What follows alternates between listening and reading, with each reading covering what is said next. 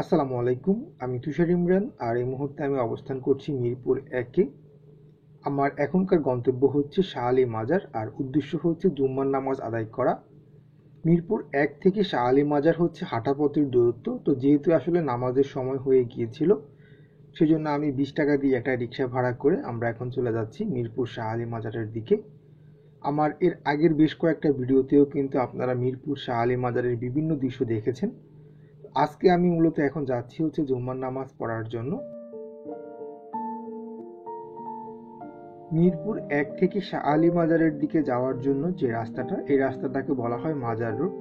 আমরা এখন যাচ্ছি হচ্ছে শাহ আলী শপিং কমপ্লেক্সের সামনে দিয়ে, আর ঠিক এর পাশেই দেখতে পাচ্ছেন শাহ আলী মহিলা কলেজ। এই রাস্তা দুটো একটু সামনে গেলেই আপনারা মাজারের ভিতরে প্রবেশ করার জন্য প্রধান যেই ফটকটি রয়েছে বা মূল যে গেট রয়েছে, সেই গেটটি আপনারা পেয়ে যাবেন। তো আমি আসলে এখন যেহেতু আসলে মসজিদে যাব, আর আমার মূল উদ্দেশ্য বললাম যে জুম্মার নামাজ আদায় করা, সেজন্য আমরা মসজিদে যাওয়ার জন্য হবে পিছনে যে গেটটা রয়েছে সেই গেট দিয়ে প্রবেশ করা। তো সেই জন্য আমি ওদিকেই এখন যাচ্ছি।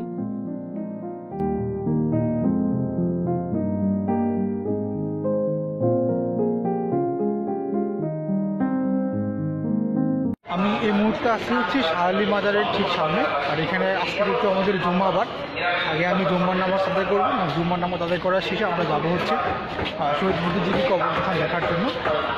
আমরা এখন শাহ আলী মাজারের ভিতরের দিকে যাবো। শাহ আলী মাজারের ভিতরে অজু করার জন্য কিন্তু বেশ কয়েকটা স্থান রয়েছে, তবে মসজিদের ভিতরে কিন্তু দোতলাতেও অজু করার স্থান রয়েছে। একই সাথে হচ্ছে এটা হচ্ছে নিচতলার অজু করার জন্য। তো আমরা আগে প্রথমে অজু করে নেব, তারপরে মসজিদের ভিতরে প্রবেশ করব। এখানে কিন্তু অজু করার জন্য খুব সুন্দর একটা ব্যবস্থা। আর ফোয়ারা যেটা দেখতে পাচ্ছেন, ফোয়ারাতে আসলে এই মুহূর্তে পানি নেই, তবে ফোয়ারাতে যখন পানি দেয় তখন ওখান থেকেও কিন্তু মানুষ অজু করে।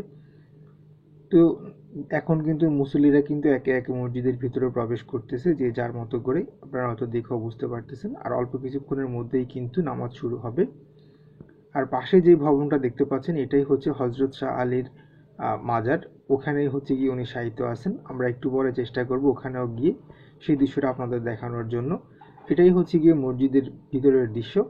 আর আমি এখন দোতলায় আছি, আর দোতলা থেকে দেখুন যে এখানকার বর্তমান অবস্থা। কয়েকদিন আগেও কিন্তু এখানে অনেক মানুষ ছিল, তখন সম্ভবত ওনাদের কোনো একটা অনুষ্ঠান ছিল, সেই অনুষ্ঠানের জন্য প্রচুর মানুষ কিন্তু তখন এখানে এসেছে। তো ইতিমধ্যেই কিন্তু নামাজ শেষ হয়ে গিয়েছে, আর মুসল্লিরা কিন্তু একে একে সবাই মসজিদ থেকে বের হচ্ছে। আলহামদুলিল্লাহ, আমরা জুম্মার নামাজ শেষ করলাম। আমি আরো কিছুক্ষণ এখানে ঘুরে দেখবো। তো যে গেটটা আপনারা দেখতে পাচ্ছেন, এটাই হচ্ছে হজরত শাহ আলীর মাজারের ভিতরে প্রবেশ করার জন্য মূল গেট। আমরা আসলে পিছনের গেট দিয়েই প্রবেশ করেছিলাম। আর এটা হচ্ছে কিন্তু মাজারের সামনের দৃশ্য। এটা হচ্ছে সুলতানুল আউলিয়া হজরত শাহ আলী বাগদাদি রহমতুল্লাহ আলাহি এর মাজার শরীফ। তো এখানে আসলে তবরক বিতরণ করা হচ্ছে এবং সবাই মিলে একে একে এখান থেকে তবরক নিচ্ছে খাওয়ার জন্য। তো অনেকেই হয়তো ভাবতে পারেন যে আজকে হয়তো শুক্রবার বলে এত মানুষের ভিড়। আসলে তা না, প্রতিদিনই কিন্তু এখানে মানুষের সমাগম থাকে। আর এই লেখাটা আমার সবচেয়ে বেশি ভালো লেগেছিল যে মাজারে সেজদা করা নিষেধ। আমরা একমাত্র আল্লাহ তাআলার কাছে সেজদা করি বা আল্লাহ তাআলার উদ্দেশ্যে আমরা সেজদা করি। মাজারের সিন্নির একটা ডেক দেখতে পেলাম, যে এখানে যারা মানত করে বা নিয়ত করে থাকে তারা এখানে অর্থ।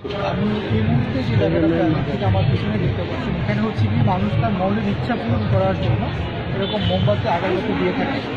আর তাদের একটা বিশ্বাস যে তারা যদি এখানে এটা দেয়, তাদের মনের ইচ্ছা হয়তো আল্লাহ পূরণ করবে। এটা অনেক মানুষ তাদের মনের ইচ্ছা বা আশা পূরণ করার জন্য তারা এখানে এসে মোমবাতি এবং আগরবাতি জ্বালায়। তো এটা আসলে ঠিক না। আমাদের সমস্ত ইচ্ছা পূরণ করার মালিক একমাত্র আল্লাহ তাআলা। আর এখানে আসার পরে আপনি আসলে বুঝতে পারবেন যে কত বৈচিত্র্যের মানুষ আসলে হয় বা কত রঙের মানুষ এখানে। বিভিন্ন রকমের মানুষকে এখানে আপনারা দেখতে পাবেন। তো আমি চেষ্টা করছিলাম মিরপুর শাহ আলী মাজারের ভিতরের দৃশ্যগুলো আপনাদেরকে ঘুরে দেখানোর জন্য। আমি এখন বাড়ির দিকে চলে যাচ্ছি। এরপর আমি যাব হচ্ছে শহীদ বুদ্ধিজীবী কবরস্থান মিরপুর। এটা এখান থেকে হাঁটা পথের দূরত্ব, খুব কাছেই হচ্ছে কি শহীদ বুদ্ধিজীবী কবরস্থান। তো মিরপুর শাহ আলী মাজার থেকে আজকের মতো ভিডিওটি এখানে শেষ করব। সবাই ভালো থাকবেন, সুস্থ থাকবেন। আল্লাহ হাফেজ।